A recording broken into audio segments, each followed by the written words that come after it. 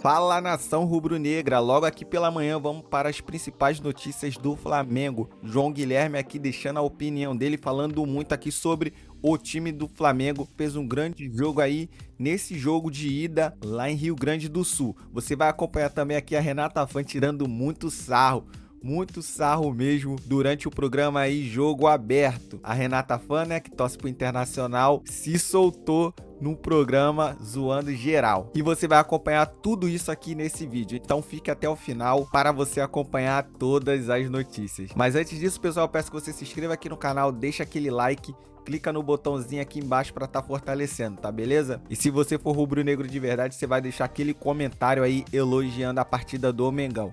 Então, vamos pro vídeo, pessoal. O Flamengo, este ano, em 2023, nós estamos entrando no mês de agosto.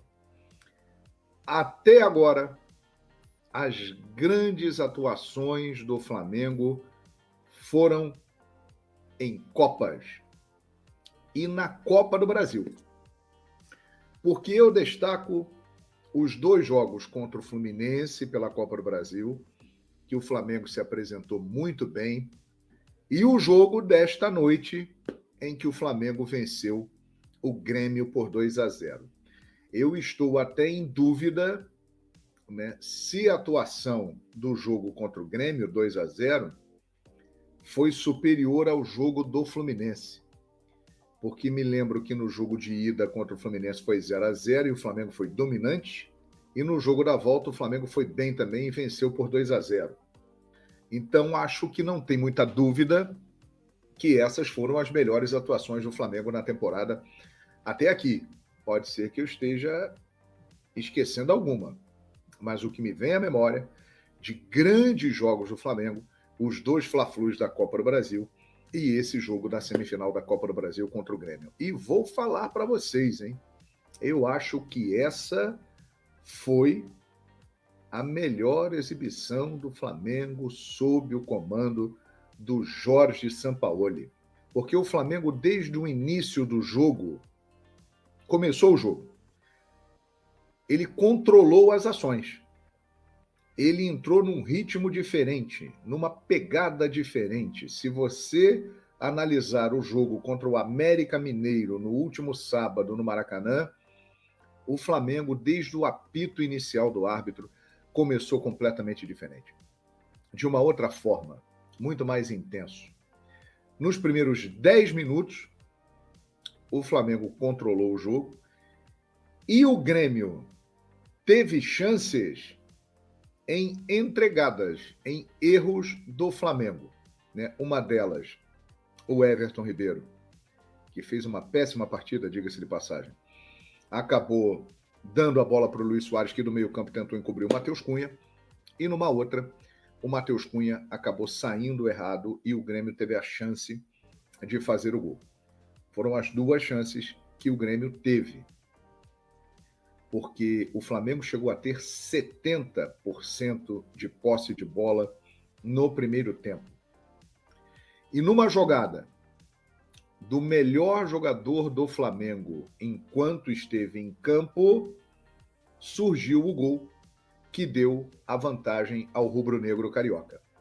Wesley, lateral direito, 18 anos, que entrou ali numa fogueira danada porque não tinha outra opção. Mateuzinho machucado, Varela estava mal e se machucou, então vai com o Wesley mesmo. E o garoto, com altos e baixos, ele está cada vez mais num viés de alta, com muita personalidade, amadurecendo, com a confiança do Sampaoli. E ele hoje fez o melhor jogo dele no Flamengo desde quando ele virou titular. Ele já teve outros bons momentos, mas a partida de hoje dele foi espetacular. Inclusive a jogada do gol, né? Que ele arranca lá do meio-campo, lá da direita, leva para o meio. Os jogadores do Grêmio não conseguiram pará-lo, conter com a falta, e ele acha um passe muito bom para o Bruno Henrique. E aí a fusão foi feita. A dupla histórica apareceu de novo. Bruno Henrique e Gabigol. Bruno Henrique achou o Gabigol na área, eles se conhecem muito bem. E hoje escreveram mais uma página da sua linda história. Assistência de Bruno Henrique e gol decisivo de Gabigol, que hoje também se tornou um personagem do jogo, porque aconteceu algo raro na carreira dele.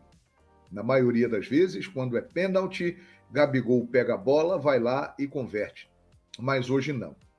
Ele bateu muito mal, um pênalti que realmente aconteceu, num passe do Arrascaeta de cabeça para o Everton Ribeiro, um bolão do Arrasca, que daqui a pouco será tema de comentário aqui, e aí o Everton Ribeiro, ao tentar devolver a bola para dentro da área, o Bruno Alves estava com o braço aberto, pênalti, Gabigol batendo, e o Gabriel Grando pegou, mas o Gabigol bateu mal, bateu mais para o meio do gol, não bateu como normalmente ele pega. O Gabriel acertou o canto, defendeu e evitou que o Flamengo abrisse a vantagem.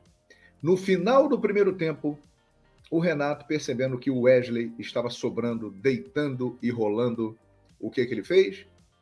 Ele coloca o Ferreirinha.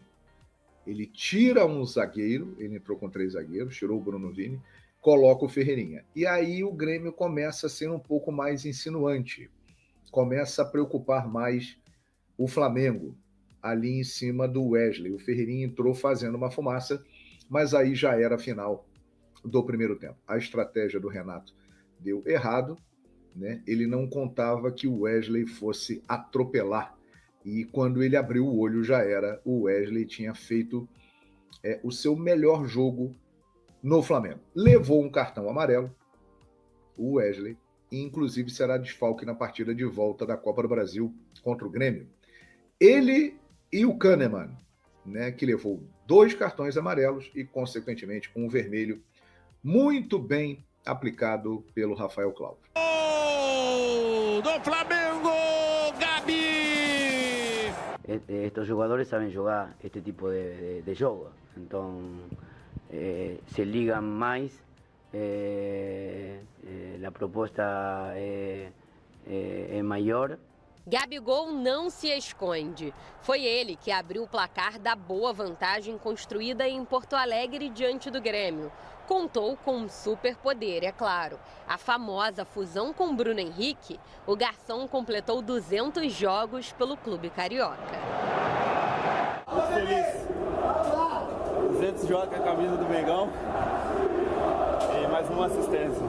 Só agradecer a Deus por esse momento, né? Que possa vir grandes conquistas pessoalmente e coletivo também. Já dá para dizer que o camisa 10 é carrasco do tricolor gaúcho, né? Em 10 jogos contra o Grêmio, Gabi balançou as redes 6 vezes. 5 dentro da arena. De 2019 para cá, só perdeu uma vez para o time do Rio Grande do Sul. Poderia ter sido ainda mais protagonista no jogo de ontem se não tivesse perdido esse pênalti. Foi o 5º desperdiçado pelo atacante das últimas 15 vezes que cobrou. Nessa temporada, contrariando as estatísticas, o cobrador do rubro-negro perdeu 3, contra a Volta Redonda, Cruzeiro e Grêmio. De forma coletiva, ele acumula títulos, mas também se Percebeu que ele perdeu todos os pênaltis no canto esquerdo. destaca individualmente. Gabigol é o maior artilheiro brasileiro da Libertadores e agora o 3º jogador com mais gols na história da Copa do Brasil. Ultrapassou Viola, chegou aos 30 gols no torneio e só fica atrás dos ex-jogadores Fred e Romário. Para o jogo de volta, dia 16, no Maracanã, o Flamengo conta com a força da torcida para conquistar uma vaga na decisão da Copa do Brasil. E se fora de casa ele se sente assim...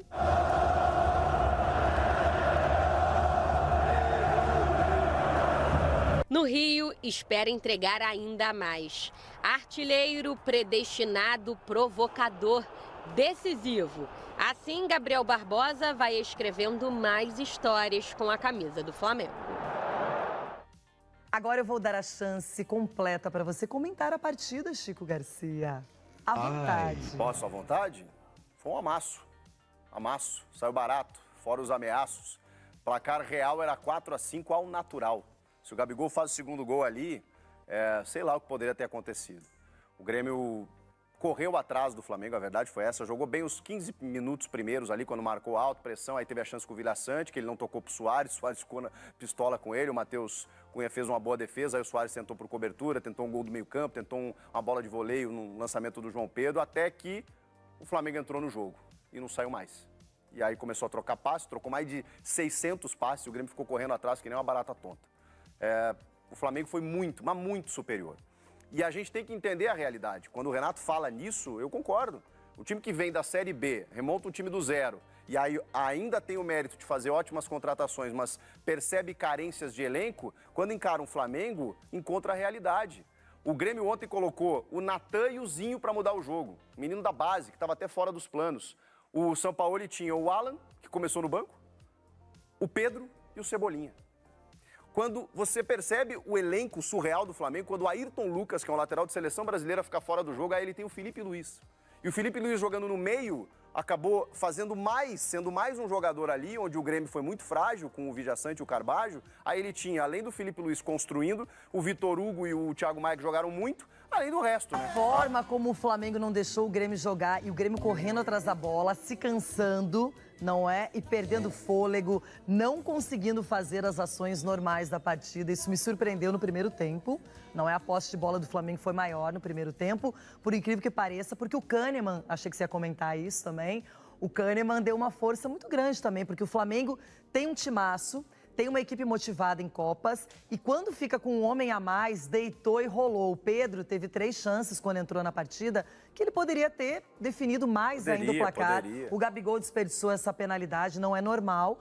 Aliás, o Gabigol, em 10 jogos contra o Grêmio, ele fez 6 gols e 5 foram em Porto Alegre. E poderia ser mais gols, né? 1 a mais com esse pênalti que ele desperdiçou. Então, é um jogador que ele tem, geralmente, bastante competência diante da equipe gremista. Agora, foi um jogo de superioridade e para quem critica o Sampaoli, ou criticou muito, com até justiça, a partida que o Flamengo fez diante do América ontem, ele se redimiu. Mas eu falei, ontem, o foco era ele outro. colocou O foco era outro. no bolso.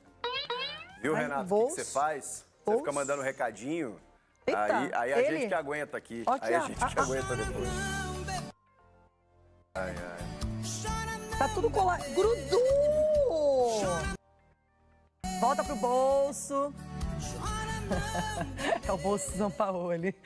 Ai, ai, vai começar o debate daqui a pouquinho. E, infelizmente, vamos falar de Copa do Brasil e do Não, Flamengo. vamos avançar, tem Brasileirão final de semana. Então é isso, nação. Vamos para mais notícias do Flamengo. O Gabigol passa o Bebeto e se torna o 8º artilheiro do Flamengo. Gabigol chegou ao feito histórico aos 34 minutos do primeiro tempo do duelo diante do Grêmio, em Porto Alegre. De acordo com informações do jornalista Rodolfo Rodrigues, o Gabigol se tornou o 8º maior artilheiro da história do Flamengo. Além disso, o camisa 10 bateu a marca de 30 gols na Copa do Brasil, ficando atrás apenas do Fred com 37 e Romário com 36. A contagem poderia ter sido aumentada se não fosse o pênalti desperdiçado aos 40 da etapa inicial, após defesa do goleiro Gabriel Grando. Veja os números, pessoal, aqui dos artilheiros. Zico com 509, Dida com 264, Henrique com 216, Pirilo com 204,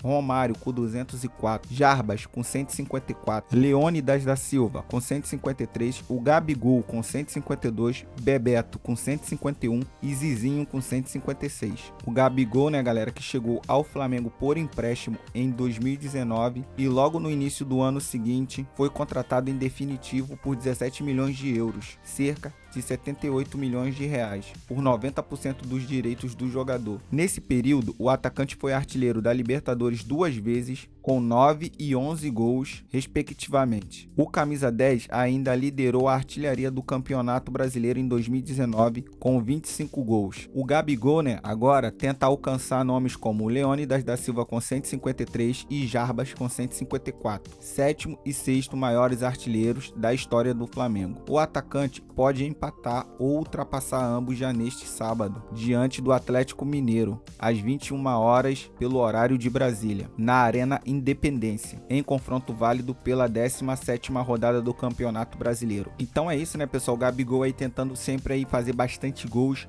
para poder se tornar aí um dos maiores artilheiros do Flamengo. Tá difícil de pegar o Zico, hein? Vai ser difícil. Agora vamos para a próxima notícia. Flamengo faz nova consulta por Gustavo Scarpa, pessoal. Segundo informações da jornalista Raíssa Simplício, Marcos Braz voltou a procurar os representantes de Gustavo Scarpa. O motivo do contato era para saber se o atleta teria mudado de ideia e com isso estaria disposto a voltar para o futebol brasileiro. É importante frisar, na primeira conversa entre Flamengo e os representantes de Gustavo Scarpa, algumas condições e até mesmo valores oferecidos pelo Flamengo agradaram o staff do meio-campista. Porém, o jogador deixou claro que não tem interesse em retornar ao futebol brasileiro neste momento. O Gustavo Scarpa, né, nação, que aparece aí como uma opção para o Flamengo, visto que as negociações aí pelo Claudinho e o Wendel, do Zenit da Rússia, seguem paradas. A expectativa da diretoria rubro-negra é de que, até a próxima quarta-feira, dia 2, dia que encerra a janela de transferência, o Flamengo consiga trazer algum atleta para o setor de meio campo. E enquanto a diretoria segue na busca por reforços, o elenco do Flamengo está focado no jogo contra o Atlético Mineiro pela 17ª rodada do Campeonato Brasileiro. O duelo, que acontece nesse sábado, no dia 29, às 21 horas, pelo horário de Brasília, na Arena Independência. Então é isso, pessoal. O Flamengo aí consultando, o Gustavo Scarpa, ele que é um baita jogador, seria uma baita contratação e ainda por cima, iria dar aquela cutucada na porcalhada. Então é isso, pessoal. Vou ficando por aqui. Espero que vocês tenham gostado das notícias do Mengão. Se inscreve no canal, deixa aquele like para você estar sempre acompanhando os vídeos aqui no nosso canal, tá beleza?